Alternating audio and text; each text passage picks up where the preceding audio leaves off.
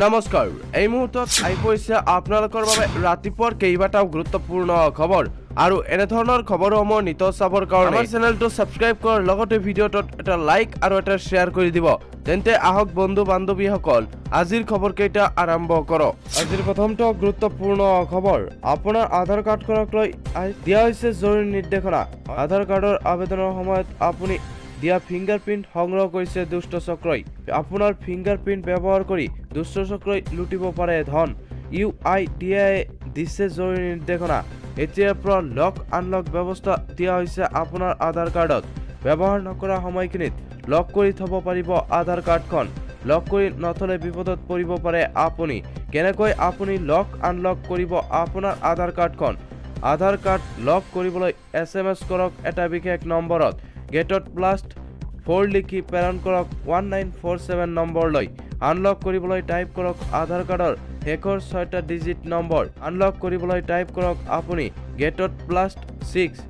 OTPৰ বাবে 1947 নম্বৰলৈ প্ৰেৰণ কৰক এটা মেছেজ মাই আধাৰৰ জৰিয়তে কৰিব পাৰিব লক আনলক আধাৰ নম্বৰ অন্তৰ্ভুক্ত কৰি লগইন কৰক মাই আধাৰ এপত তাৰ পাছত যাওক লক আনলক অপচনত ভেৰিফিকেশনৰ বাবে পুনৰ অন্তৰ্ভুক্ত কৰক আধাৰ নম্বৰৰ OTP তাৰ পাছত বায়োমেট্ৰিক অপচনত ক্লিক কৰি লক কৰক আপোনাৰ আধাৰ কাৰ্ডখন লগে লগে আপোনাৰ মোবাইললৈ প্ৰেৰণ কৰা হ'ব এটা মেছেজ এটা প্ৰক্ৰিয়াৰে গৈ আনলক কৰিব পাৰিব আপুনি ইয়াৰ পৰা আপুনি কি লাভ হ'ব ধনৰ লেনদেনৰ ক্ষেত্ৰত আপোনাৰ একাউণ্ট পৰিচয় সুৰক্ষিত থাকিব আবেদনৰ সময়ত দিয়া বায়োমেট্ৰিক ফিংগাৰপ্ৰিন্ট সুৰক্ষিত থাকিব এবাৰ লক হৈ যোৱাৰ পিছত আপোনাৰ বাহিৰে কোনে ব্যৱহাৰ কৰিব নোৱাৰিব আপোনাৰ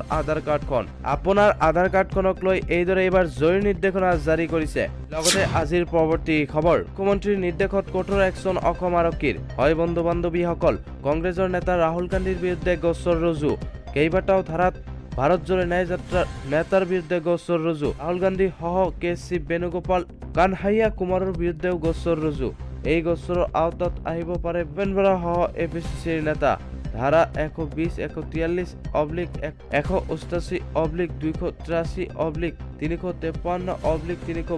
333 আৰু 427 অধীনত গোচৰ ৰুজু কেইবাটাও জামিনবিহীন ধাৰাত ৰুজু কৰা হৈছে গোচৰ ধাৰা 333 অধীনত বিহিব পাৰি 10 বছৰ পৰ্যন্ত কাৰাদণ্ডৰ লগতে জৰিমনা আন কেইবাটাও ধাৰাৰ অধীনত বিহিব পাৰি 2-3 বছৰ পৰ্যন্ত কাৰাদণ্ড হিংসা বিয়পোৱা উতচনি দিয়া ৰাজহুৱা সম্পত্তি ধ্বংস কৰাৰ অভিযোগত গোচৰ ৰুজু